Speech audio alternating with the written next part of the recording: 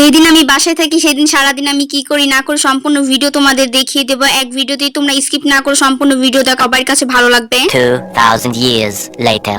সবার প্রথমে আমি এখানে 2 পিস নিয়ে নিয়েছি। কেন জানি না 2 পিস আমার কাছে এত ভালো লাগে, কেন ইদানিং অনেক ভালো লাগে। এখানে আমি এটাকে খয়েরি কালার বলে, আর এইদিকে আমি একদম ঘর চকাচক করে ফেলেছি সেটাই বলতাছি। আর এইখানে আমি বলতাছি আমার ঈদের মেহেদিও যায়নি, আর আমি এখনই বলতেছি কেন জানি না আজকে সারাদিন ঈদ লাগতাছে, ঈদের দিনের মতোই। যাই হোক, এখানে আমাদের ঈদের দিনও বাসায় খিচুড়ি রান্না করা হয়েছে। এটা প্রায় মনে হয় ঈদের 8-9 দিন পরে এখানে আবার খিচুড়ি রান্না করা হইতেছে। আমার আম্মুর হাতের রান্না অন্যরকম স্বাদ। এখানে আমি খুন্তিটা নিয়ে একটু নাড়ছিলাম, আর নাড়ার পরে বুঝতে পারলাম এটা একটা সহজ না। এখানে এটা অনেক বড় পাতলা, তার জন্য আমি বলতেছি না আমার এত হাত পোড়ার দরকার নেই। আমি তারপর চলে গিয়েছিলাম। হঠাৎ করে কেন জানি না পুডিং খেতে মন চাইতেছে, তার জন্য একদমই দেরি না করে আমি এখানে 3.5 কেজি দুধ আমি 1 কেজি দুধ বানিয়েছি, আর এখানে আমি ক্যারামেল করে নিচ্ছি চিনি দিয়ে। তোমরা চাইলে মিঠাই দিয়েও করে দেখতে পারো, এটা অনেক খেতে মজা। আর এখানে আমি একটু দুষ্টামি করতেছিলাম, আজকে রান্না করতে পারি দেখি, নিজের যা খেতে মন চায় তা নিজে রান্না করে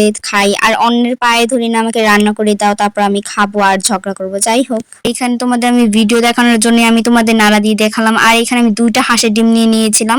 তোমরা চাইলে মুরগির ডিমও যে কোনো ডিম নিতে পারো। আর এখানে আমি বলতেছি এই প্রথমবার একটু অন্যরকম একটু ট্রাই করবো, তার জন্য কাস্টার্ড পাউডার নিয়ে নিয়েছি। তোমরা চাইলে নাও দিতে পারো, আমি এমনিতেই আমি বলি দেখি, আমি বলতেছি নতুন একটা কিছু করে দেখি, তার জন্য আমি কাস্টার্ড পাউডারটা দিয়ে দিলাম। আর এর ভিতরে আমি 2টা ডিম দিয়ে দিয়েছি, তোমরা চাইলে বেশিও দিতে পারো। আর কালারটা অনেক সুন্দর, একটা গোল্ডেন টাইপের এসেছে। আর এখানে আমি ভ্যানিলা এসেন্স দিয়ে দিচ্ছি, একটা জিমের যে একটা গন্ধ আছে সেই গন্ধটা চলে যাবে, তার জন্য এখানে আমি ভ্যানিলা এসেন্স দিয়ে দিয়েছি। তোমরা চাইলে এলাচের গুঁড়ো দিতে পারো। আর এখানে আমি একদমই ঠান্ডা হওয়ার পর আমি দিয়ে দিয়েছি। আর এটা এত বেশি হয়ে গিয়েছে, মানে একটার ভিতরে হচ্ছে না, তার জন্য আমি আরো একটার ভিতরে বসাবো, তার জন্য এখানে তাড়াতাড়ি করে ক্যারামেল করে দিচ্ছি। আর এখানে আমার 2টা সসপ্যানে পুডিং হয়েছে। যাই হোক, আজকে তো একদম লালে লাল।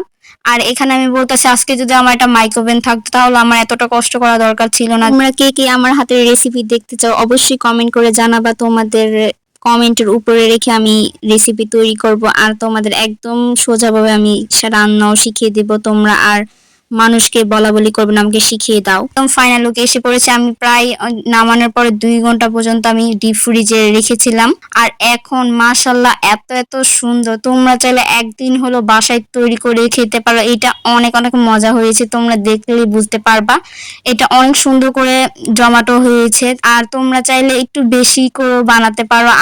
আমি প্রায় 2টা বানিয়েছি, তোমরা চাইলে এর থেকে বেশি বানাতে পারো। আর যারা আমার হাতের পুডিং খেতে চাও অবশ্যই আমার বাসায় চলে আসবে, সবাইকে আমি খাওয়াবো ইনশাল্লাহ। এই ভিডিওটা এই পর্যন্ত, সবাইকে আল্লাহ হাফেজ।